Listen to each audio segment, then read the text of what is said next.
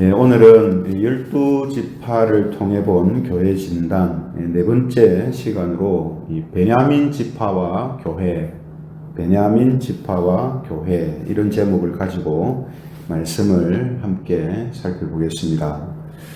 우리는 지금 이 하나님의 사람 모세가 12지파에게 한 이 축복을 교회의 축복과 연결시켜서 교회를 진단해 보고 있는데요.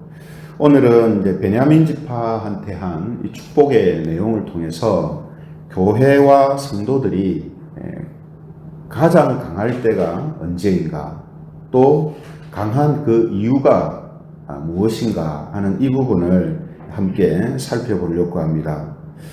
모세는 이 베냐민 지파한테 사랑을 입은 자다 이렇게 부르고 있습니다. 그래서 사랑을 입은 자라고 부르면서 여호와께서 언제나 곁에 계실 것이다 이렇게 축복을 하고 있습니다. 창세기에 이제 49장에 보면 이 야곱이 자식들한테 또 자손들한테 축복을 하는 이제 내용이 있는데요.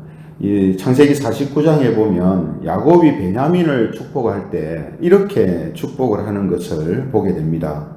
창세기 49장 27절 말씀에 보면 창세기 49장 27절 베냐민은 물어뜯는 일이라 아침에는 빼앗은 것을 먹고 저녁에는 움킨 것을 나누리로다 이렇게 축복하는 것을 보게 됩니다.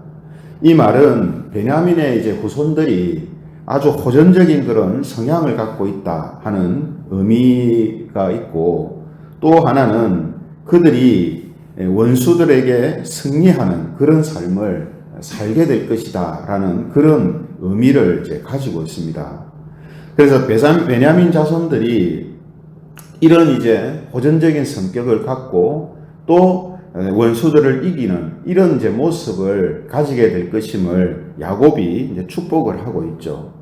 그런데 베냐민 자손들이 이렇게 이 원수들에게 대해서 또 대적하는 사람들에 대해서 승리하는 삶을 살 수 있게 되는 그 이유는 그들이 호전적인 성격을 갖고 있기 때문만 아니다라는 겁니다.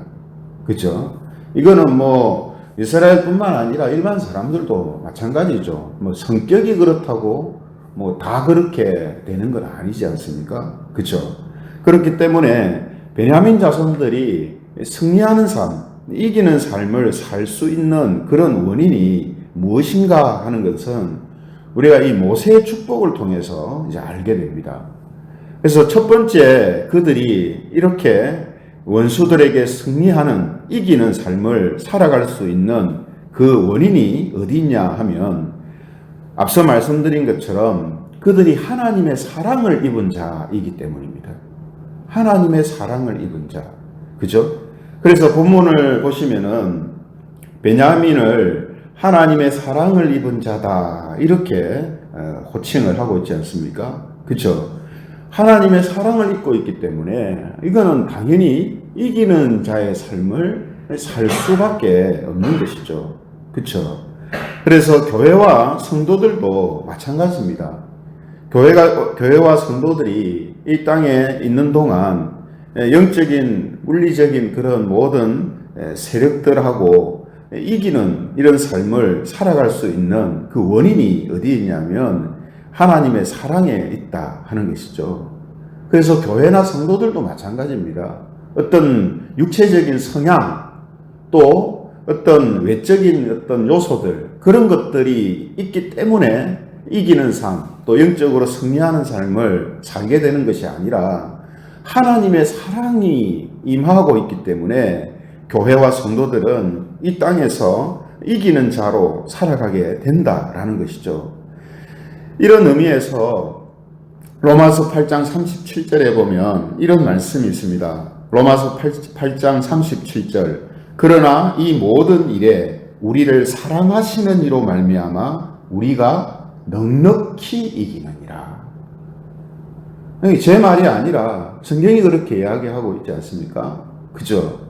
교회와 성도들이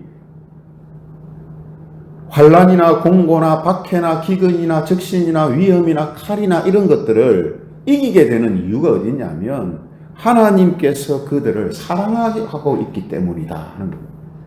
그래서 넉넉히 이긴다는 거죠.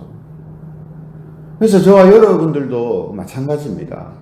살면서 여러 가지 영적인 위험들 또 어떤 물리적인 위험들 속에 처할 때가 있지 않습니까?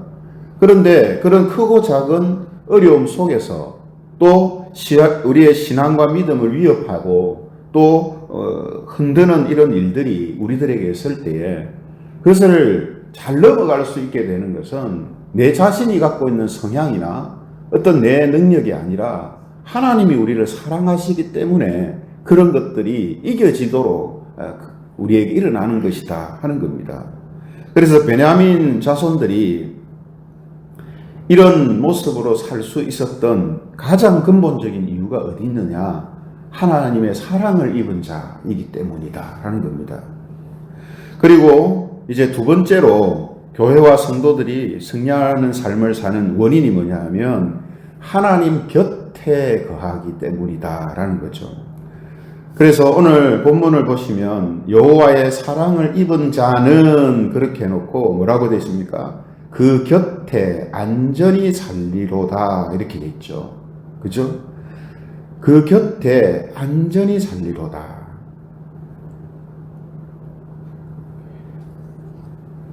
실제로 이 베냐민 지파를 보면요, 그들이 이제 차지하고 있었던 그 땅, 그들의 영토가 되었던 곳이 어디냐면 예루살렘 성전 곁에 이제 위치를 하게 됩니다.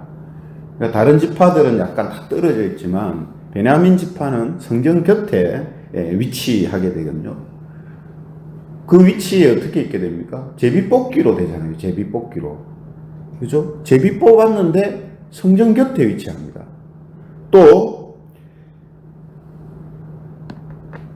여호수아 18장 11절에 보면 그들이 생활의 터전이 되었던 곳이 어디냐면 유다 지파 옆에 이제 배치하게 되는 것을 보게 되거든요. 여호수아 18장 11절에 보면 베냐민 자손 지파를 위하여 그들의 가족대로 제비를 뽑았으니 그 제비 뽑은 땅의 경계는 유다 자손과 요셉 자손의 중간이라 하는 말씀이 나옵니다. 유다 지파는 우리가 앞서 살펴봤습니다만 왕의 지파거든요. 그죠? 그 왕의 궁극적인 왕은 누굽니까? 그리스도잖아요. 그러니까 유다 지파 곁에 베냐민 자손이 머문다 하는 이 의미는 그냥 쉽게 그냥 지나갈 수 있는 의미가 아닙니다. 그 지금 야곱의 축복과 모세의 축복이 연결되어져서 지금 그들에게 이런 일들이 지금 일어나고 있는 거거든요. 그죠? 모세가 축복한 그 방식을 통해서 야곱이 축복했던 그 내용이 가나안 땅에 들어가서 이렇게 지금 일어나고 있는 거라는 겁니다. 그래서 말씀드린 것처럼 유다 지파는 왕이신 예수 그리스도가 나시는 하나님이신 하나님의 아들이신 분이 탄생하는 그런 이제 자손이죠. 근데 그 유다 지파 곁에 있다는 것은 오늘 모세의 축복처럼 하나님 곁에 있는 것과 같은 의미를 가지고 있다는 겁니다. 또 역사를 보면요, 실제로 역대하 11장 말씀에 보면 이스라엘이 남과 북으로 이제 나뉘어질 때 온 이스라엘이 이 다윗의 집을 배반하거든요. 다윗의 집은 유다 자손입니다. 그죠? 다윗의 집을 배반할 때 그래서 남북으로 분열되는데 베냐민 지파만은 유다 지파와 함께합니다. 베냐민 지파가. 그러니까 이거는 뭐 옆에 살았기 때문에 이웃이기 때문에 단순히 그런 게 아닙니다. 왕의 곁에 하나님 곁에 머문다라는 이 축복이 유다 자손 왕이 나시는 유다 자손 지파와 계속 같이 하는 이런 모습을 이제 보여주고 있는 거죠. 그래서 이 다윗의 가문과 또 하나님의 성전을 지키는 이러한 일에 함께 동참하는 이런 모습을 보이거든요. 이게 바로 뭡니까? 하나님 곁에 계속 거하는 삶이 그들에게 이제 이루어지고 있다라는 것을 이제 보여주는 겁니다. 그렇기 때문에 교회와 성도들도 마찬가지입니다. 승리하는 삶을 살 수 있는 그 원인, 그 비결이 뭐냐? 하나님 곁에 거하는 겁니다. 하나님 곁에 거할 때에 영적인 의미에서도 우리가 잘못된 길로 갈 확률들이 현저하게 줄어들고요. 또 여러 가지 어려움들이 있을 때도 그 어려움들을 이기게 되는 그런 삶이 일어난다라는 것이죠. 그래서 성도들은 하나님 곁에 있을 때에, 하나님이 우리 곁에 있을 때에 가장 강합니다. 이건 어떤 물리적인 뜻이 아니라 영적으로 가장 강할 수밖에 없습니다. 그러니 이기는 자의 삶을 살게 되는 거죠. 그래서 예수님께서도 요한복음 15장 7절에 보면 이런 말씀을 하시거든요. 요한복음 15장 7절, 너희가 내 안에 거하고 내 말이 너희 안에 거하면 무엇이든지 원하는 대로 구하라. 그리하면 이루리라. 예수님 안에 있을 때, 우리가 예수님 곁에 있을 때에 무엇이든지 원하는 것이 이루어지는 이런 엄청난 삶을 살게 된다. 이렇게 말씀하고 있지 않습니까? 그죠? 그러므로 우리 역시 하나님 곁에 있을 때에, 그리스도가 내 안에 거하는 삶을 살아갈 때에 승리하는 삶을 당연히 살 수 있게 된다 하는 것이죠. 이런 의미가 이 속에 있습니다. 그리고 세 번째로 교회와 성도들이 승리하며 사는 삶을 사는 그 이유가 어디 있느냐면 하나님께서 보호하시기 때문이다 라는 거죠. 그래서 본문을 보시면 여호와께서 그를 날이 마치도록 보호하시고 그를 자기 어깨 사이에 있게 하시리로다 이렇게 되어 있어요. 어깨 사이에 있게 하신다는 말은 엎는다는 뜻입니다. 엎는다. 등에 엎었을 때 어깨 사이에 있게 되잖아요. 그러니까 보호하신다라는 말을 이렇게 또 비유적으로 표현하는 것입니다. 하나님이 우리를 업고 계신다. 예. 그러니까 여러분 부모나 어른들이 아이를 업잖아요. 업고 있는 이유는 뭡니까? 어른이 좀 편하게 한다는 의미도 있지만 아이를 보호하는 가장 완벽한 방법이기 때문에 그래요. 아이를 업었다는 것은. 업고 포대기 딱 하면은 어른도 좀 자유롭지만 아이도 가장 안전하게 딱 이렇게 있다는 거거든요. 그래서 이 어깨 사이에 있게 하신다라는 이 말은 바로 보호하신다라는 의미가 되고 날이 마치도록 보호하신다 이렇게 있잖아요. 날이 마치도록 끝까지 우리를 보호하신다 이런 의미가 있는 겁니다. 그래서 베냐민 자손들은 하나님의 이러한 끝까지 그들을 보호하신 때문에 그들이 어떤 상황에 처해도 승리하는 삶으로 나아가는 이런 모습이 나타난다는 겁니다. 교회와 성도들도 마찬가지죠. 그래서 요한일서 5장 18절에 보면 이런 말씀이 있습니다. 요한일서 5장 18절, 하나님께로부터 나신 자가 그를 지키심에 악한 자가 그를 만지지도 못하느니라. 하나님께로부터 나신 자가 어떻게 한다고요? 지킨다, 우리를. 예수 그리스도께서 우리를 지키시기 때문에, 보호하시기 때문에 악한 자가 그를 쓰러뜨리지 못한다, 이기지 못한다, 이런 의미가 되는 것이죠. 그렇죠? 그러므로 우리가 이 베냐민 자손에게 축복하는 이 내용을 통해서 교회가 또 교회된 성도들이 얼마나 놀라운 축복을 받고 있는가 하는 것을 우리가 알게 됩니다. 그렇죠?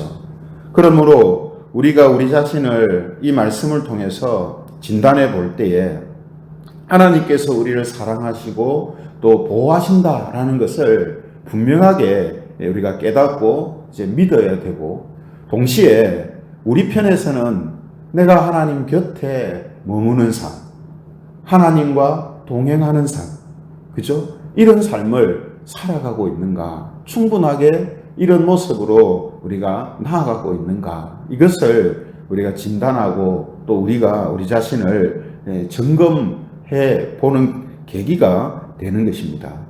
그러므로 오늘 이 세 가지 교회와 성도들이 승리하는 삶을 살아갈 수 있는 세 가지 뭐라고 했습니까? 하나님이 우리를 사랑하시기 때문이고 또 하나님이 우리 곁에 우리 안에 계시기 때문이고 또 하나님이 우리를 보호해 주시기 때문이다. 예. 그래서 이 세 가지를 우리가 다시 한번 생각하면서 이 교회를 향한 하나님의 이 역사하심을 우리가 굳게 믿는 것이 우리에게 반드시 이제 필요합니다. 하나님이 나를 사랑하신다. 하나님이 나를 보호하신다. 하나님이 나와 함께 하신다. 이럴 때 우리가 가장 강하고 승리하는 삶을 살아갈 수 있다. 그러므로 이 믿음을 가지고 우리도 나도 하나님 곁에 가는 삶을 내가 계속해서 살아가야 하겠다. 이거죠. 이것이 우리가 이 땅에서 승리할 수 있는 최고의 방법이 되는 것이다 하는 것입니다.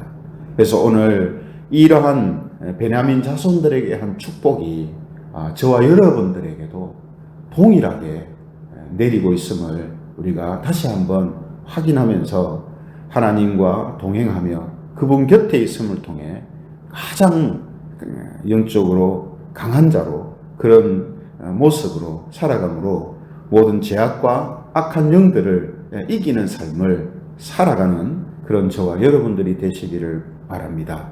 오늘도 이런 믿음으로 육신의 정욕과 죄의 유혹과 시험을 이기게 하실 것임을 믿고 또 실제로 이기면서 살아가는, 그래서 하나님께서 축복하신 그 축복의 말씀이 나에게도 이루어지고 있음을 경험하고 체험하고 확인하는 그런 하루가 되시기를 주님의 이름으로 축원드립니다.